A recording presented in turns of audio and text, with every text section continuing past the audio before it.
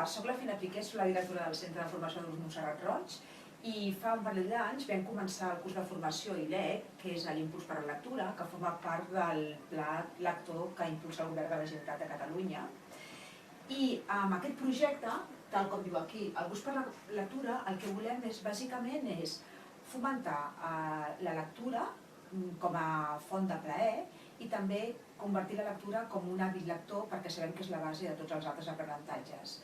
Creant uns espais, creant unes activitats i creant un ambient lector, el que volem que això formi part del projecte educatiu de centre i del pla lector que estem elaborant. Amb l'esforç, amb el treball de tots els docents, hem creat això que us presentarem ara en aquests moments.